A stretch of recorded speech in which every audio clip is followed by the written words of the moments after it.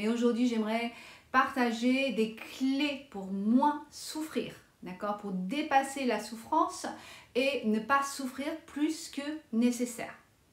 1. Accepter que ce lien flamme jumelle est avant tout un chemin spirituel. Donc la première source de souffrance, c'est la résistance à ce qui est.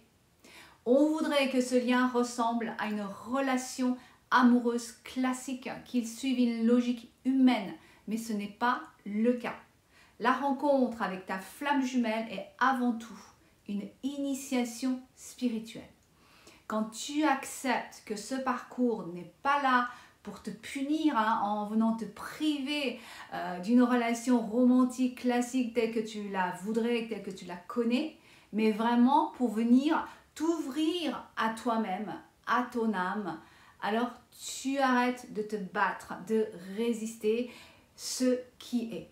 D'accord? Donc vraiment, première étape, accepter ce qui est, et ça déjà, ça soulage énormément. Donc cette première étape qui peut prendre des mois ou même des années, c'est reconnaître ce qu'on aurait voulu avoir avec son autre, mais d'en faire le deuil. Faire le deuil de nos attentes, de nos projections, de l'ego. Et faire le deuil, vraiment faire de la place, faire ce détachement pour créer l'espace, pour pouvoir accueillir ce qu'est réellement ce lien. Un chemin d'éveil spirituel vers la réalisation de soi. D'accord? Donc ce n'est pas comparable. Mais la profondeur, la puissance et la beauté de ce lien ne peut pas se révéler à vous si vous restez attaché à une relation limitée, une version humaine. D'accord? 2. Se détacher de l'attente vis-à-vis de l'autre et faire ce premier pas de retour à soi. Une fois qu'on a lâché, qu'on a accepté ce qui est, le véritable sens de ce lien, on peut se détacher de son autre. Parce qu'une grande source de douleur, c'est l'attente.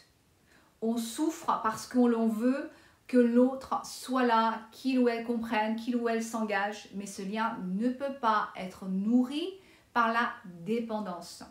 Plus tu attends de ton jumeau ou ta jumelle, moins tu auras et plus la souffrance grandit. Donc la guérison, elle commence quand tu reprends ton pouvoir et de retrouver ton unité intérieure. Ton autre n'est pas là pour combler tes manques, mais pour les révéler afin que tu puisses les guérir. Donc à un moment donné, faire ce choix conscient de faire ce retour à soi, pas à pas, mais en faire la seule destination. D'accord? 3. L'importance de comprendre son lien flamme jumelle et parcours unique. D'en faire une cartographie, de repérer les thèmes principaux que toi et ton jumeau ou jumelle avez choisi d'explorer et d'évoluer à travers sur ce lien.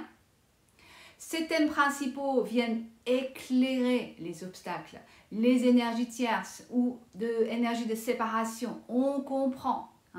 De comprendre que ce qui se joue dans le présent est l'écho d'histoires qui viennent d'autres lignes temporelles.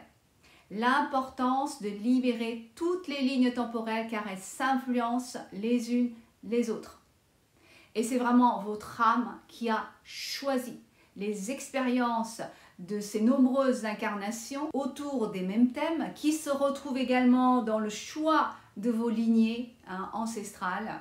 Également qu'on a réimprimé, on a revécu, réexpérimenté dans l'enfance et dans toutes nos relations passées. Voilà, donc comprendre son lien apporte un soulagement, de la libération et nous délivre de la souffrance. Cette compréhension, cette cartographie est une véritable boussole de navigation de ce lien pour pouvoir évoluer et libérer de manière efficace et cohérente. Donc 4. Libérer les mémoires et les blessures. Ce qui rend ce parcours si violent, si souffrant, ce sont toutes nos blessures qui se réactivent. Et elles ne viennent pas seulement de cette vie. Vous avez compris la logique qu'il y a vie antérieure, transgénérationnelle, enfance, etc. Et tant que ces mémoires restent enfouies, elles orientent tes réactions et nourrissent les épisodes de souffrance. Donc les reconnaître et les libérer est essentiel. Donc moi, c'est à travers la pratique de l'hypnothérapie de l'âme où pour une même blessure, je vais aller libérer en enfance, en transgénérationnel, en vie antérieure. Voilà, on fait la totale. 5. Pratiquer la présence à soi. C'est vraiment ce premier pas de retour à soi, c'est vraiment revenir en présence. Mais également par la pratique de l'ancrage que je vous recommande de faire quotidiennement, 2 fois par jour, matin et soir, c'est revenir en présence dans son corps, dans son espace. Lorsque tu rencontres ta flamme jumelle, il se passe un vrai chamboulement énergétique. Tes chakras s'ouvrent, ton champ vibratoire fusionne avec celui de ton jumeau ou jumelle et ça peut donner réellement l'impression d'être déraciné, éparpillé, de ne plus rien contrôler. C'est pour ça que l'ancrage et la présence est indispensable. Des outils puissants qui permettent de stabiliser notre énergie, de retrouver un minimum de sérénité pour pouvoir vivre son quotidien. Il faut continuer à vivre sa vie, d'accord ? 6. Ne pas rester seul. Ce parcours est tellement atypique que notre entourage ne comprend pas. Et se sentir seul avec ce que l'on vit, c'est ce qui rend la souffrance encore plus lourde. Alors entoure-toi de personnes qui connaissent ce chemin, partage avec d'autres flammes jumelles ou fais-toi accompagner par des thérapeutes compétents. 7. T'autoriser à ressentir toutes les émotions, surtout dans les moments de souffrance, de réactivité. C'est important de ne pas se dire que être spirituel, c'est toujours rester fort, positif, lumineux en permanence. Non. La vérité, c'est que voilà, tout cheminement, voilà, c'est vraiment une oscillation de bas et de haut. Et le bas fait partie du haut. Il faut passer par le bas pour pouvoir remonter. Donc, très important pour pouvoir évoluer, passer d'une étape à une autre, faire une transformation.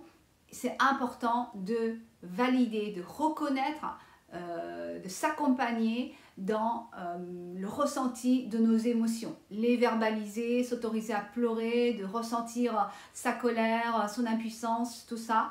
En tout cas, c'est important pour pouvoir passer à autre chose. Ça aide à libérer la charge émotionnelle, même les émotions négatives, pour pouvoir passer à la libération. Voilà. Enfin, le sens que vous donnez à ce lien détermine votre expérience. Rien dans la vie n'a de sens empirique jusqu'à ce qu'on lui en assigne un. Quelle définition donnez-vous à toutes les situations qui vous rencontrent? Est-ce que ce sont des définitions qui vous servent à avancer de façon efficace dans ce parcours? Est-ce que c'est « je n'en peux plus, l'autre est toxique, ça fait trop mal », c'est pas possible, c'est impossible, c'est quoi ce truc, pourquoi j'ai rien demandé, pourquoi on m'envoie ça, la réunion ça n'existe pas, etc., etc. Ou est-ce que c'est plutôt ce lien est un puissant chemin de transformation? Il m'amène vers l'élévation de moi-même, mon expansion, ça me fait grandir et me fait avancer sur ce chemin vers mon soi authentique. Je suis en gratitude et je ressens un amour profond pour mon jumeau ou ma jumelle de pouvoir faire ce chemin d'éveil spirituel ensemble. Ce chemin est exigeant, oui, mais il est surtout une opportunité de transformation extraordinaire. Chaque étape, même la plus challengeante, la plus douloureuse, est une passerelle vers ton authenticité et vers l'amour véritable, qui passe tout d'abord vers l'amour de soi.